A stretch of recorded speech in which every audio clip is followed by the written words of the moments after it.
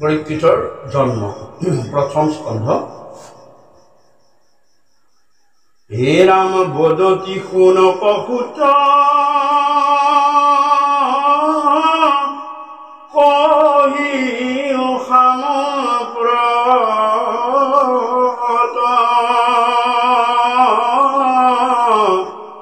অপৰীক্ষিত নিপতিৰ জন্ম কৰ্ম জাত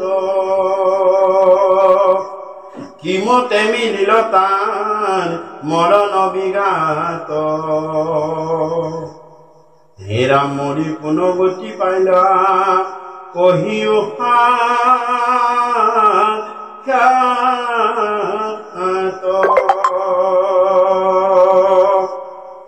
গৰ্ভতে দিলন্ত দেখা যাক দামোদৰে অৰাম কোনেনো মহন্ত আউৰ আছতাত কৰে যাক মহা জ্ঞান দান দিলা শিশুকে। একয়ো তান কথা কোনো পৰময়ো চুকে। যে কৌন প্ৰবৃত্তি 28,000 লিখিয়ে নৈমিষাৰণ্যত সুতক প্ৰশ্ন সুধিছে যে হে মহামুনি সুত, আজিৰ পৰা প্ৰায় 260 বছৰ আগতে যি ব্যাস নন্দন সুকে মহাৰাজ পৰীক্ষিতক যিখিনি কথা ক'লে সেইখিনি কথা তুমি পুনৰাই আমাক কোৱা, তাৰ লগতে আমাৰ আৰু কেইটামান প্ৰশ্নৰ আমাক উত্তৰ দিয়া।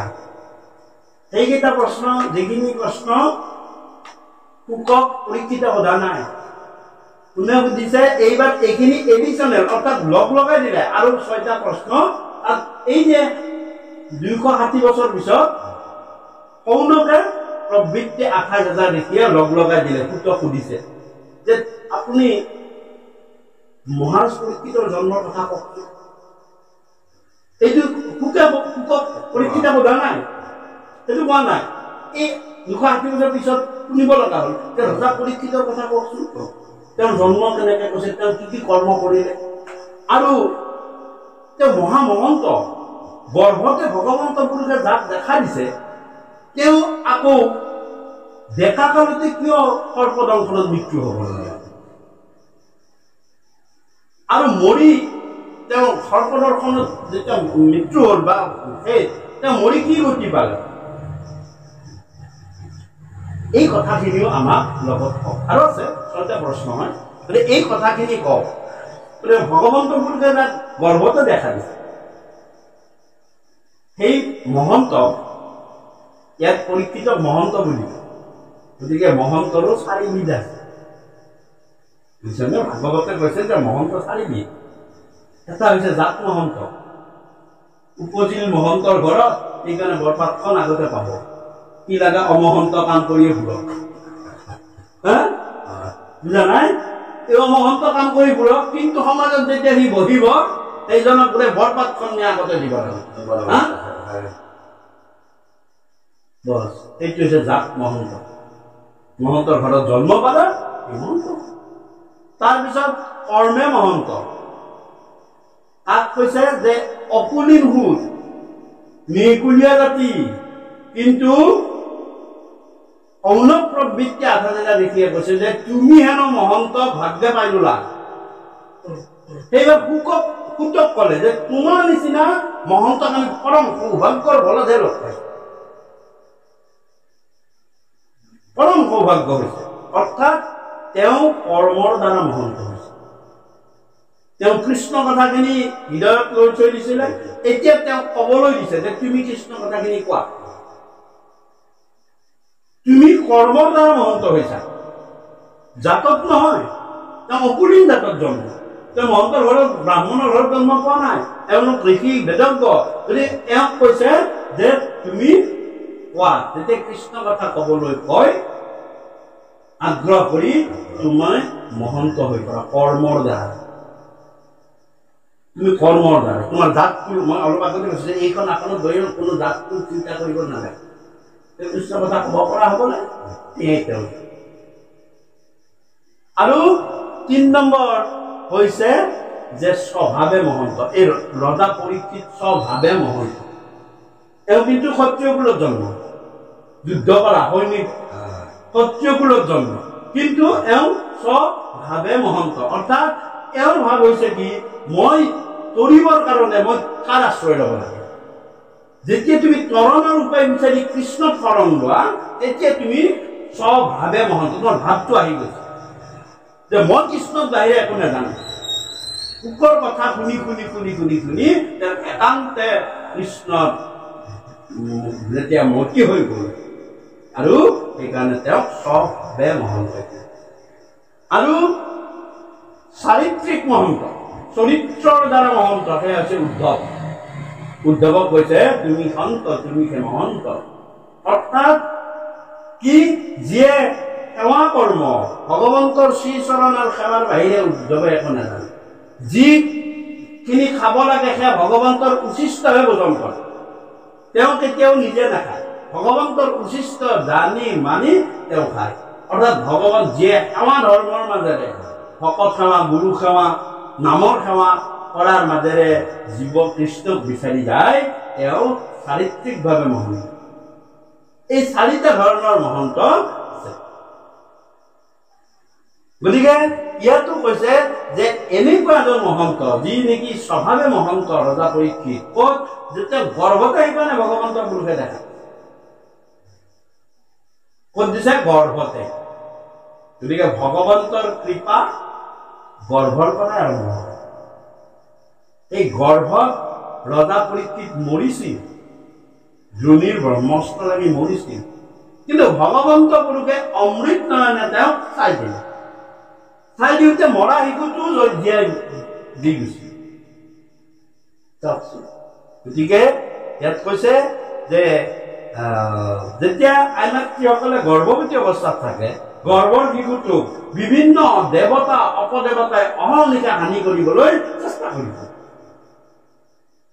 সেইকাৰণে কি কৰিব লাগে পুৱা গধূলি ভগৱান কৃষ্ণ পুৰুষৰ নাম স্মৰণ কাৰণ উত্তৰে স্মৰণ কৰাৰ কাৰণে ভগৱন্ত পুৰুষে গৰ্ভত প্ৰৱেশ কৰিব শিশুতে স্মৰণ কৰা নাছিল উত্তৰেহে তেওঁৰ ইষ্টদেৱক স্মৰণ কৰে কিন্তু মাকে যেতিয়া কৰে ভগৱন্ত পুৰুষে গৰ্ভৰ শিশুটোক এনে ধৰে ঠিক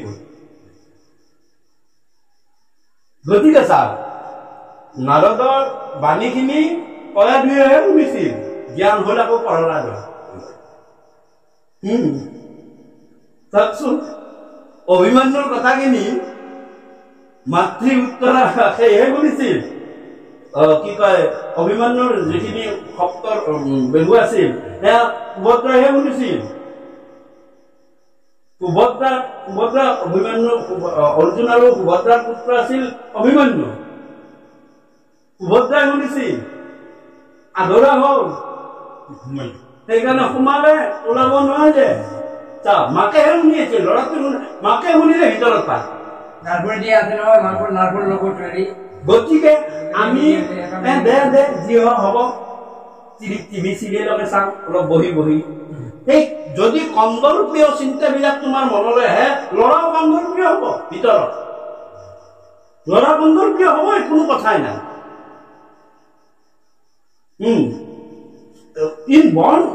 এইবিলাক দেখাইছে ভাগৱত শাস্ত্ৰ তুমি যি চাই থাকিবা টিভিতটো ভাল চিৰিয়েল নাহে দেখিছে আমাৰ পৰম্পৰা নাইকিয়াই কৰি দিছে গতিকে যি চাই থাকিবা সেই ভাৱটো ভিতৰত সোমাই যাব গতিকে তেতিয়া সৌনক প্ৰবৃত্তি সৌনকক সুতে উত্তৰ দিবলৈ ধৰিছে হে ৰাম নিগদতি সুত শুনা সৌনকয় উত্তৰ অদেখিলা কৃষ্ণক শিশু গৰ্ভৰ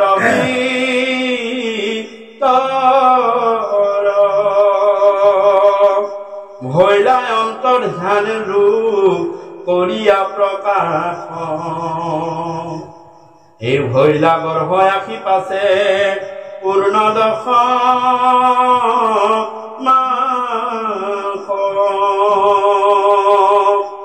অনন্তৰে আখি শুভ মঙ্গল বেলাত পাণ্ডৱৰ বংশধৰ পুত্ৰ ভৈলা জাত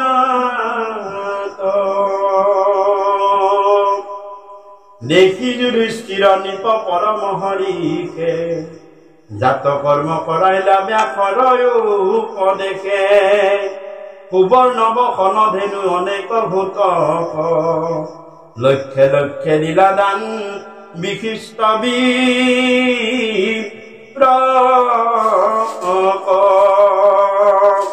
সুস্থ হইয়া ঋষিগণ গণি কৰি থিন অবুলন্ত শিশুৰ কথা শুনা যদি স্থিৰ যিহেতু ৰাখিলা বিষ্ণু গৰ্ভতে সাক্ষাৎ এতেকে ইহান নাম হইবে বিষ্ণু ৰাত কৃষ্ণৰ চৰণে হইবে একান্ত ভকত নকৰিবা ৰাজা কিছু সংশয়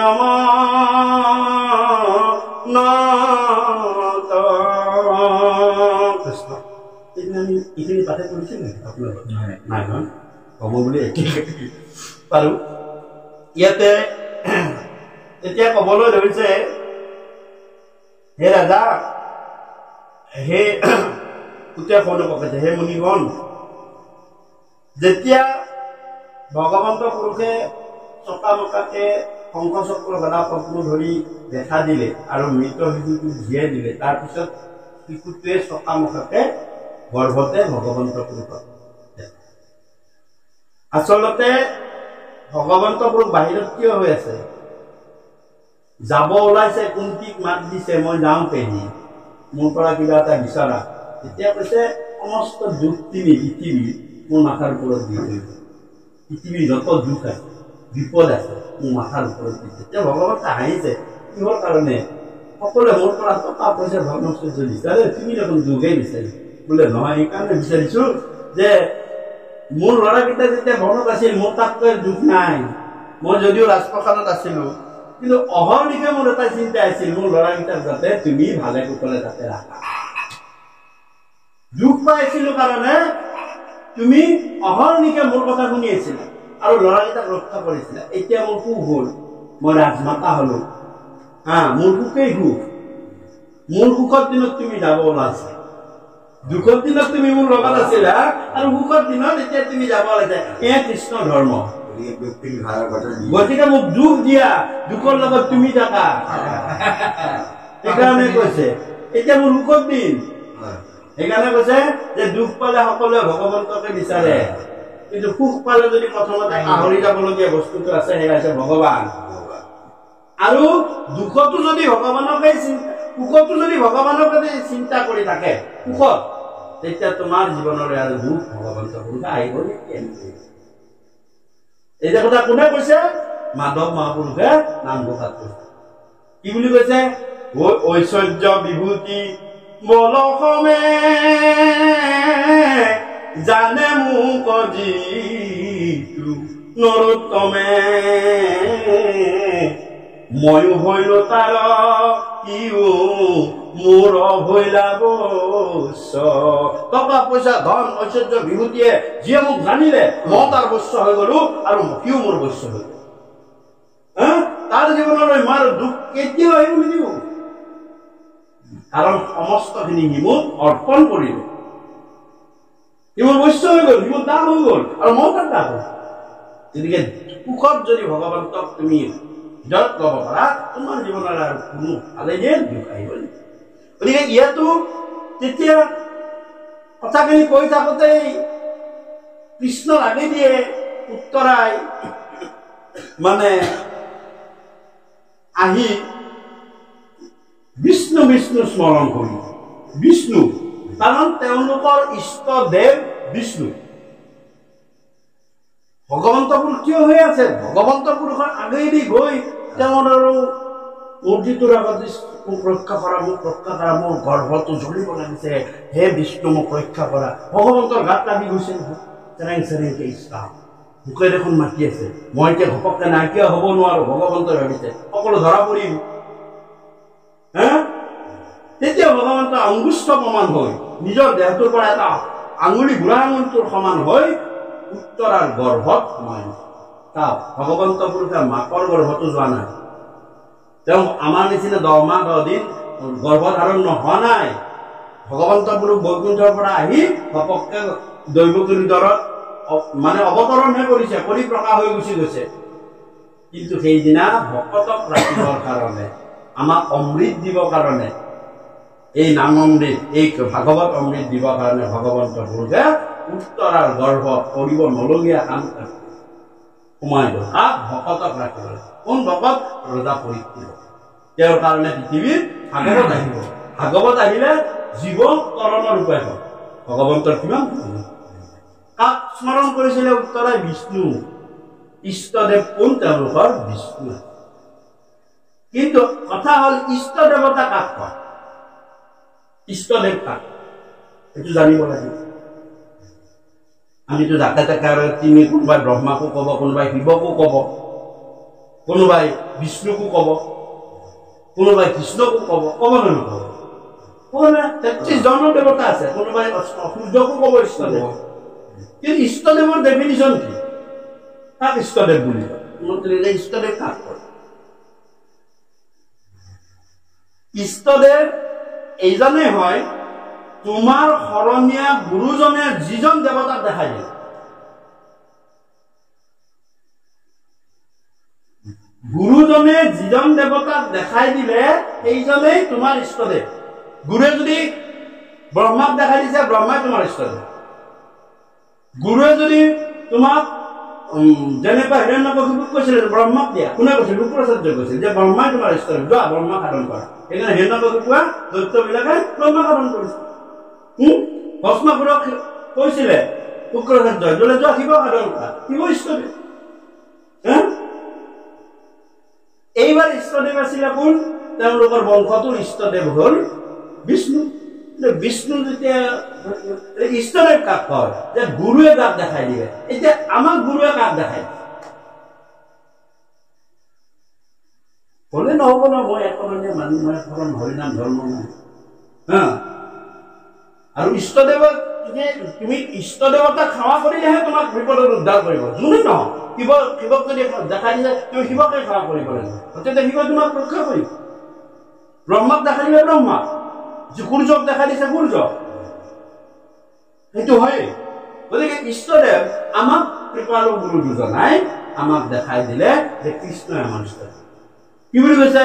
কৃষ্ণ মোৰ ইষ্টদেৱ, আত্মা প্ৰিয়তম গুৰু, সুহৃদ সুদৰ বন্ধুজন,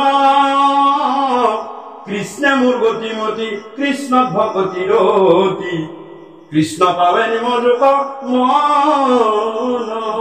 গতিকে আমাক গুৰুৱে, যিসকলে এখন হৰিনাম ধৰ্মত প্ৰৱৰ্তি থকা লোক, যি গুৰু ধৰ্ম ৰক্ষা কৰা লোক, তেওঁলোকৰ কাৰণে একমাত্ৰ ইষ্টদেৱ কৃষ্ণ। কৃষ্ণক বাহিৰে তেওঁলোকে যদি বেলেগক দেৱতাক পূজা কৰিবা, সেইকাৰণে যে অন্য দেৱী দেৱ নকৰিবা, তেওঁ নকৰিবা। যদি কৰিছা তোমাৰ এশৰণ ভ্ৰষ্ট, তোমাৰ এশৰণত তুমি নাই। তুমি সুখ পাইছা, দুখ পাইছা, বিপদ হৈছে, আপদ হৈছে, সমস্তখিনি ভগৱানৰ শ্ৰীচৰণত অৰ্পণ কৰে উজ্জ্বল বিশ্বাসে। তুমি যেতিয়া মোৰ ইষ্টদেৱ, তুমি যেতিয়া মোক বিপদত, মোক তুমি বিপদত ৰক্ষা কৰিবলৈ।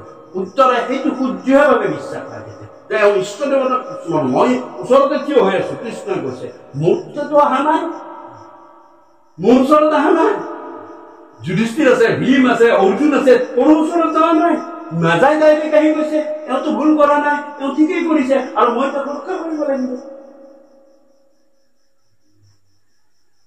দুজনে গতিকে আৰু ৰক্ষা কৰিছে। এই শিশুটিক ৰক্ষা কৰাৰ কাৰণে এই গৰ্ভতে শিশুটোক চকামকাকৈ দেখা দিলে।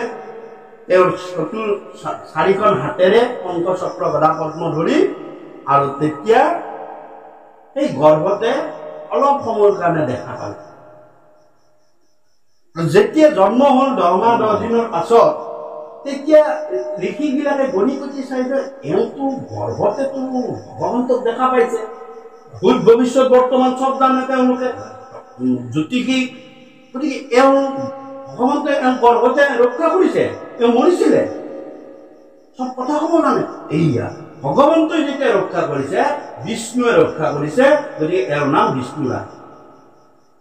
গতিকে ৰজা পৰীক্ষিতৰ যিটো পুষ্টিৰ নাম, আমাৰ যিটো পুষ্টিৰ নাম থাকে, সেইটো হৈছে কি যে বিষ্ণু ৰাজ। ৰাজ ৰাজ মানে উদ্ধাৰ।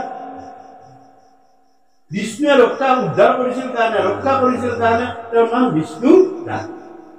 তাকে কৈছে ইয়াতে কৈছে বুলন্ত যিহেতু ৰাখিলা বিষ্ণু গৰ্ভতে সাক্ষাৎ এতেকে নিহাম নাম হইবে বিষ্ণু ৰাজ। নামটো কৈ দিল, এইবিলাকে কৈ দিলেও মানে সেই কৰিলে। আৰু এটা কথা দেই, আৰু এটা কথা এটা মই প্ৰশ্নটো কওঁৱেই। প্ৰথমতে ইয়াতে যে প্ৰথমে সুবৰ্ণ বসন ধেনু ঘোটক আদি দান দিলে আৰু লগে লগে বিশিষ্ট বিপ্লৱসকলক দান দিলে। দান দিয়াৰ পিছত তেওঁলোক সন্তুষ্ট হৈ যুধিষ্ঠিৰক এফালৰ পৰা গমনীয় কাৰ্য কৰিব ধৰিলে।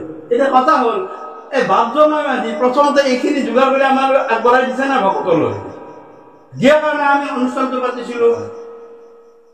এইটো কাৰণ কাৰ্য এইটো কাৰণ, অৰ্থাৎ প্ৰথম অৰ্পণৰ সেৱা কৰিব লাগে। প্ৰথম যিটো মই ভিন্নলৈ কৈছো যে এয়া অৰ্পণৰ সেৱা। তেওঁ ক্ৰয় বিক্ৰয় কৰি বজাৰৰ পৰা শক্তিশালী ভক্তিৰে যিখিনি বস্তু গ্ৰহণ কৰিলে সেইখিনি তেওঁ ভকতক অৰ্পণ কৰিব, যে এইখিনি মোৰ নহয়।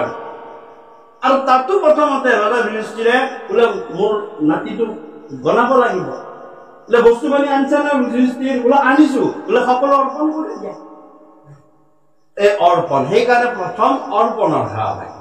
আৰু পিছত অপৰাধ ভঞ্জনৰ সেৱা থাকে, যে এইখিনি আনি দিলো, দিয়াৰ পাছত ভকতে যেতিয়া মুক্তি দিলে যে পৰম ধন দি দিলে, এইখিনি লওঁতে দিওঁতে কৰবাত যদি মোৰ কিবা ভুল ভ্ৰান্তি দুখ অপৰাধ হৈছে, সেইখিনি অপৰাধ হ'ব, হে প্ৰভু মোক ভঞ্জন কৰিলে, পিছৰ সেৱাটো অপৰাধ ভঞ্জন।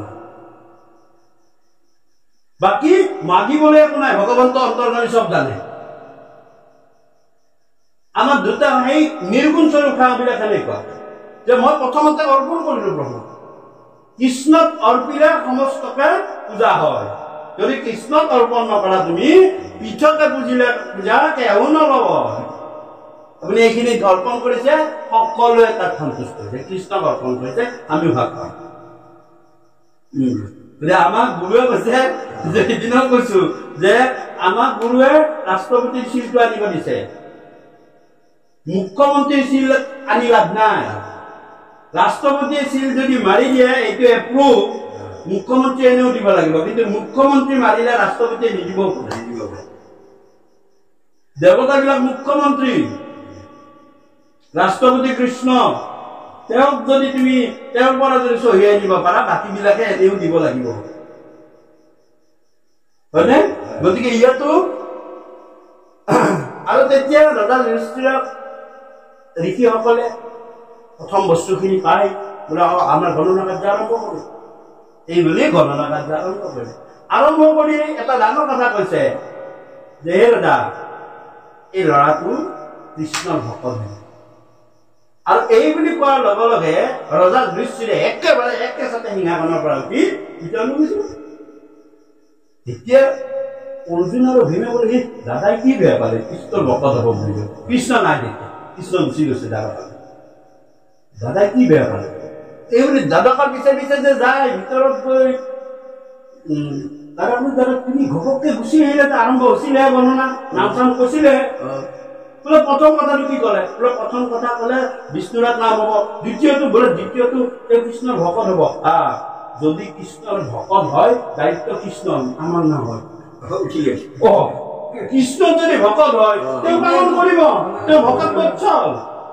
আমি পিছৰ খিনি শুনিবলৈ গ'লে মোৰ অহংকাৰ হ'ব। পিছত কি হ'ব গ'লে গুণময় কথাবিলাক ক'ব, অমুক ৰজাৰ নিচিনা বলৱান হ'ব, অমুক ৰজাৰ নিচিনা শক্তিবান হ'ব, অমুক ৰজাৰ নিচিনা দানৱান হ'ব, ক'লে বোলে এটা কথা, সেইবিলাক ক'লে কি হ'ব? হ'লেতো হ'লে, যদি নহ'ব লাগিলে মনত দুখ লাগিব গতিকে আমি বেলেগ নুশুনো কৃষ্ণক যেতিয়া ভকত হ'ব কৃষ্ণ নমস্ত কৰিব সেইকাৰণে মই আৰু নুশুনিলো তোমালোকে শুনিবলৈ ইচ্ছা আছে শুনাবি তেতিয়া ঋষিসকলেতো কোৱাটো ক'বই লাগিব পইচা পাতি লৈ থৈ দিছে কোৱাটো ক'বই লাগিব তেতিয়া ঋষিসকলে এফালৰ পৰা কৈছে যে কোন তাৰ গাত সেই শিশুটোৰ গাত কোন কোন ভাল ভাল ৰজাবিলাকৰ গুণবিলাক আহিব অ ৰাম কৃষ্ণৰ চৰণে হৈবে একান্ত ভকত নকৰিবা ৰাজা কিছু সংশয় মনত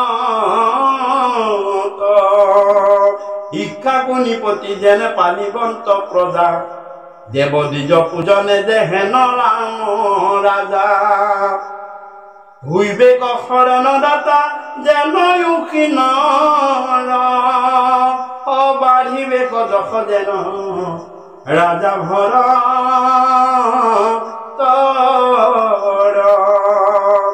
দুই অৰ্জুনৰ সম হৈব ধনুৰ ধৰ প্ৰতাপে অগণি যেন গম্ভীৰে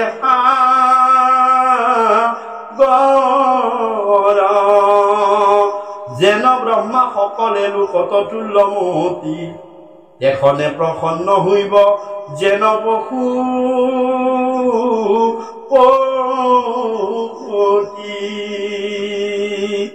ৰন্তি দেৱ সমান উদাৰ হৈবে আতি পৰম ধাৰ্মিক যেন নৃপতি জাতি যেন বলি ৰাজা এতে পৰম ধৈৰ্যত প্ৰহ্লাদ সদৃশ হৈবা কৃষ্ণ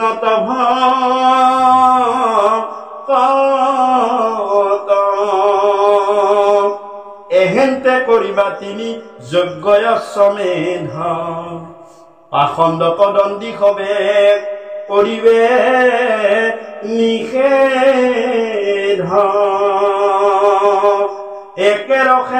একে ৰথে জম্বুদ্বীপ পাইবা মহাবলী ধৰ্ম পৃথিৱীৰ পদে নিগ্ৰহিবা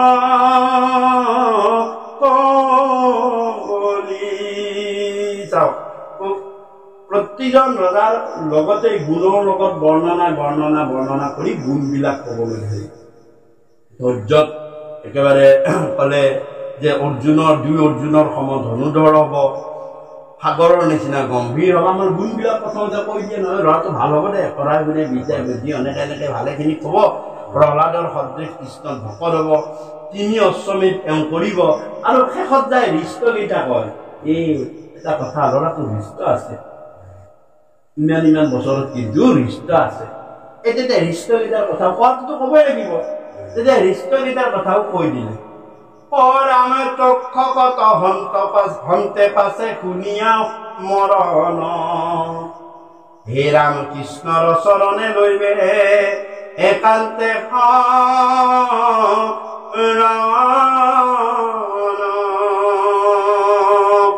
সুকে আঁকি আহাংকে দিবন্ত মহাজ্ঞান কৃষ্ণৰ অভয় পদ পাইবে তেজি প্ৰাণ তক্ষকৰ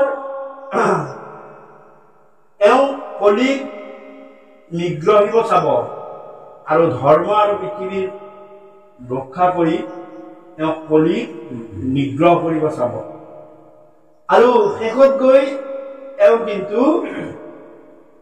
তক্ষকে এওঁ দংশন কৰিব সৰ্পদংশনত তেওঁৰ মৃত্যু আছে ৪৫ বছৰ গতিকে হে ৰাজা অলপ সাৱধানে থাকিবা কৃষ্ণৰ প্ৰতি তেওঁ একান্ত ভকত হ'ব আৰু কৃষ্ণৰ ভকত কাৰণে খুব মহামুনিয়ে বৈকুণ্ঠৰ পৰা আহি তেওঁ তৰণৰ উপায় গতিকে তৰণৰ উপায় হৈছে কৃষ্ণ শৰণ সেইদিনা আমি ক'লোৱেই যে শ্ৰৱণৰ একেবাৰে শেষৰ পৰ্যায়টো হৈছে সেইদিনা খুব সুন্দৰভাৱে আমি ব্যাখ্যা কৰি জ্ঞান নকৰোঁ গতিকে শ্ৰৱণৰ একেবাৰে উচ্চতম পৰ্যায়টো হৈছে শৰণ চবখিনি কৰিলোঁ মানে শুনি লাভ নাই শ্ৰৱণ কৰিব লাগে আমাৰ শ্ৰৱণ কীৰ্তনহে ধৰ্ম আমি চব শুনোহে শুনিবলৈ যাওঁ গতিকে শুনাটো হৈছে বৰ্হিমুখ কাৰ্য অৰ্থাৎ বৰ্হি ইন্দ্ৰিয়ৰ কাৰ্য শুনা। কাণেৰে শুনিলো, ইখন কাণে শুনিলো, ইখন কাণে শুনালো। এজন ভগৱানক দুটা পুতিয়া সমানত থৈ দিছে যে ইফালে সোমাবি ইফালে ওলাই দিছে না। গতিকে শুনা আৰু শ্ৰৱণ কিন্তু অন্তৰ দৃষ্টি মানে অন্তৰ ফালৰ ভিতৰৰ। গতিকে শুনিলে একো কাম নাই, শ্ৰৱণ কৰিলে ভিতৰলৈ যাব লাগে। কাৰণ শ্ৰৱণ হৈছে অন্তৰ মানে অন্তৰ ভিতৰৰ মানে কাৰ্য। এটা বৰ্হিমুখী এটা অন্তৰ্মুখী। অন্তৰ্মুখী কাৰ্য হৈছে শ্ৰৱণ। আৰু শ্ৰৱণৰ একেবাৰে শেষৰ পৰ্যায়টো হৈছে শৰণ, যে গোটেইখিনি কৰি কৰি কৰি কৰি আহি তুমি অৰ্থাৎ শৰণ ল'ব। আৰু শৰণমুখী এই যি গীতাত কৈছে ক্ষুদ্ৰ বিশ্বাস লৈও মৌত শৰণ। শুনিলো মানে গালো গালো কলা পুতিৰ তাহাল, এনেকুৱা হয় শুনাৰ কথা। আমি তাকালে যাওঁ আৰু কলে কৈছে যে এইদৰে ঋষিসকলে কি কৰিলে যে গণনা কৰিলে। এহিমতে ঋষি সবে কৰিয়া গণতি, অৰাজ পূজা পাই গইলা আশ্ৰমক প্ৰতি। তাৰপিছত ৰজাই গণনা চনাদান ভাল বেয়া গোটেইখিনি কলে। আৰু ৰজাই যিমানখিনি সেই লাগে সেইখিনি প্ৰত্যেক ঋষিকে দিলে। আৰু দিয়াত সকলোৱে নিজৰ নিজৰ আশ্ৰমলৈ গুচি। হেৰা মনন্তৰে ভৈলা শিশু স্বভাৱে মহন্ত, অৰাম গৰ্ভতে দেখিলা জাক পৰীক্ষা কৰন্ত। কলোৱে যে অনন্তৰে ভৈলা শিশু স্বভাৱে মহন্ত। এইবাৰ স্বভাৱে মহন্ত বুলি ক'লে। মই প্ৰথমতে স্বভাৱত মহন্ত। আৰু কিয় স্বভাৱত মহন্ত? গৰ্ভতে দেখিলে জাক পৰীক্ষা কৰন্ত। সকলোকে পৰীক্ষা কৰি চাবা হ'ল যে মই দেখা মানুহ বিষ্ণুজনে এইজনে এই বুলিতো পৰীক্ষা কৰি চাই ধৰিলে। এই পৰীক্ষা কৰি চাব ধৰোতে গৈ গৈ গৈ গৈ গৈ গৈ একদিন একেবাৰে শেষত থাকিলে কৃষ্ণ। সকলোকে পৰীক্ষা কৰিছে, কৃষ্ণ বাকী আছে। কৃষ্ণ বাকী থাকোতে আজি মই কৃষ্ণক চাম, এইবিলাক আলোচনা কৰিছিলো। নাই কৰা ন? নাই কৰা। মই তেতিয়া দেখো মই বেছি কৰাতে মোৰ মনত থাকিছে। আজি কৃষ্ণক চাম। ৰাজহাউলি প্ৰকাণ্ড দীঘল বাৰণ্ডা, কৃষ্ণ আহি আছে, এটা ৰুমত লুকাই ৰখি আছে। আজি মই কৃষ্ণৰ কাৰণে জালখন পাতিছো, এই জালত কৃষ্ণ ফচি যাব। আৰু কৃষ্ণ ভাবি অন্তৰ্যামী ভগৱন্ত পুৰুষে বিলতে গম পাইছে এখন জাল পাতিবি ভগৱন্ত পুৰুষে তাতেই গম পাইছে মই যদি ধৰা পৰি যাম আৰু ময়ে সেইজনে মই ধৰা পৰি যাম। আৰু ধৰা পৰি গ'লেতো খেলটো বেলেগ হৈ যাব। কিন্তু গোটেই আহি মোক সেৱা পূজা কৰা ধৰিব, এইটোতো মই বিচৰা নাই লোকৰ। তেতিয়া ভগৱন্ত পুৰুষে এই মাকক যিটো মায়া মানি, অৰ্থাৎ বৈষ্ণৱী মায়াটো লৈ লয়। কাক লৈছিলে? যশোদাক মাৰিছিলে যেতিয়া মুখৰে মাটি খায়। ভগৱন্ত পুৰুষৰ লগত প্ৰায় আলোচনা কৰো, 5 প্ৰকাৰৰ মায়া থাকে, 5 প্ৰকাৰৰ মুক্তি আছে। তাৰ ভিতৰত 1 প্ৰকাৰৰ মায়া হৈছে বৈষ্ণৱী মায়া। যশোদাই যেতিয়া মাটি খায় আৰু ভগৱন্ত পুৰুষে যেতিয়া বৈষ্ণৱী মায়াটো লৈ লয়, তেতিয়া ভগৱন্ত পুৰুষে যিটোৱে ভাবে সেইটোৱে তেওঁ দেখা পায়। এই যাদুকৰী বিলাকে যাদুকৰী যিটো ভাবে তুমি সেইটোৱে দেখি দেখিবা। ছায়া পুতলাক যেন নোচোৱাই যতনে, ভগৱন্ত যিটো ভাবিব সেইটো তুমি দেখি দেখিবা। সদায় ভাবছি মুখখন মেলি দে, মাটি দেখিম। ভগৱানে কৈছে তোক মাটি নেদেখুৱাও, অনন্ত কোটি ব্ৰহ্মাণ্ড দেখুৱাম মন। তেতিয়া মুখখন যেতিয়া মানে বায়ু বেন্ত যাবে মাটি নাখাইলি, কুনিয়া শিশুৰি পিব নামালি, চোৱা মুখ বুলি মাহক মাতি, বাইলন্ত বেন্ত প্ৰকাশিয়া হাতী। বাইল মুখখন মেলি দিলে। তেতিয়া দেখিলে যে যশোদা সুন্দৰী দেশন্তক আছে, সমস্ত জগত গৰ্ভত আছে। হাতুষা নদী পৰা হাতুষা ঘৰ, গিৰি বন নদী গ্ৰাম্য নগৰ, সমস্ত জীৱ জ্যোতিষ্টেজ জল, সত্য ৰজতম ইন্দ্ৰিয় বল।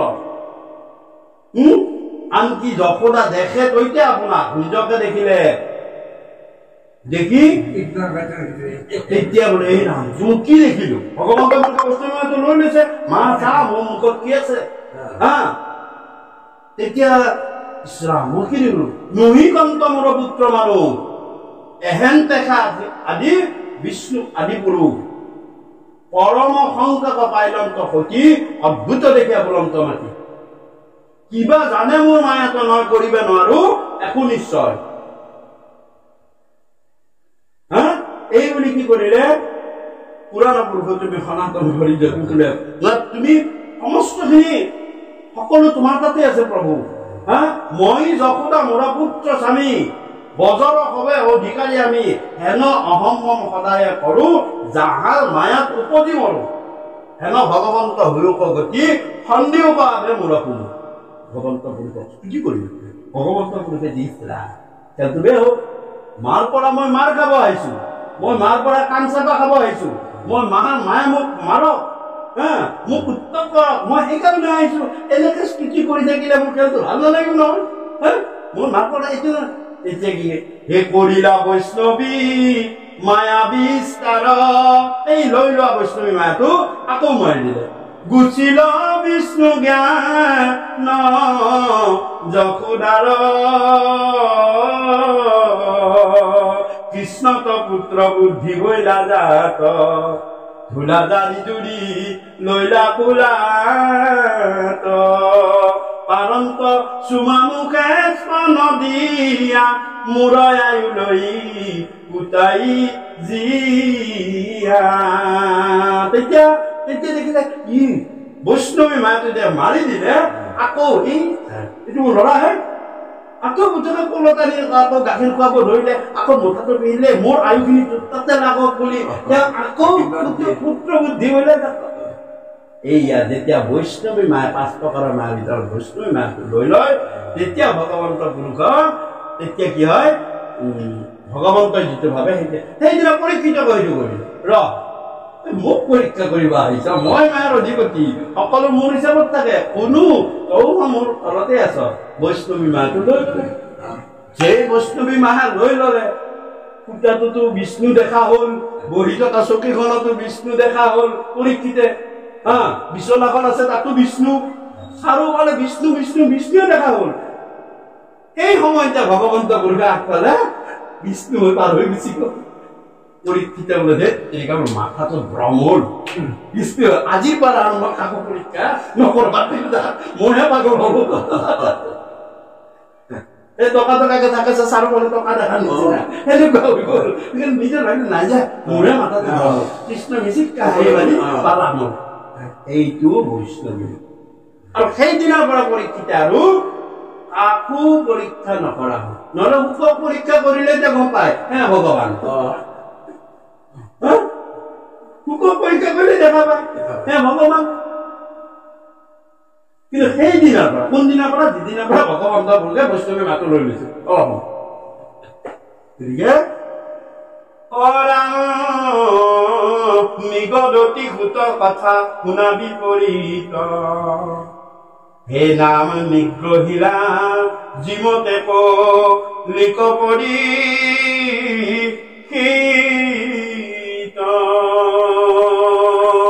তাৰপিছত ভূতে কবলৈ ধৰিলে হে ঋষিসকল এই ৰজা পৰীক্ষিত যিজনে ভগৱন্ত পুৰুষক এনেকে গৰ্ভত ৰক্ষা কৰিছিলে আৰু নিজে পৰীক্ষিত নামটো পাইছিলে সকলোকে পৰীক্ষা কৰাৰ কাৰণে এই ৰজা পৰীক্ষিতে যেনেদৰে কলিক নিগ্ৰহ কৰিছিলে দ্বাপৰ যুগৰ শেষত এই কলিক নিগ্ৰহ কৰাৰ কাৰণে এই কলিক কেনেধৰণে ধৰ্ম আৰু পৃথিৱীৰ কাৰণে নিগ্ৰহ কৰিছিলে সেই কথা মই তোমালোকক আৰু এইদৰে কবলৈ আৰম্ভ কৰিছে হে ৰাম শুনা সভা সদ পদ কৃষ্ণৰ চৰিত্ৰ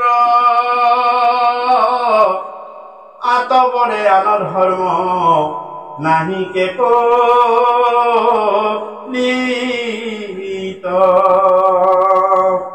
যদ্যপি চাণ্ডাল কৰি পাপৰ ভাণ্ডাৰ হে ৰাম তথাপিতো আছো এক মহাগুণ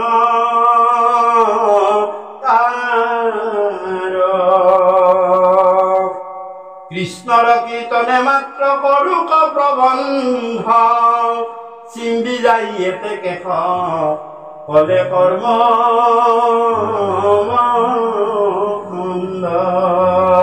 তোমাৰ গুৰুৱে কৈছে হে সভাসদৰ লোকসকল কৃষ্ণৰ চৰিত্ৰ শুনাৰ বাহিৰে কীৰ্তন কৰাৰ বাহিৰে কলিত আৰু বেলেগ ধৰ্ম একো হবই নোৱাৰে যদ্যপি চান্দালক কৈছো যদ্যপি চান্দাল কলি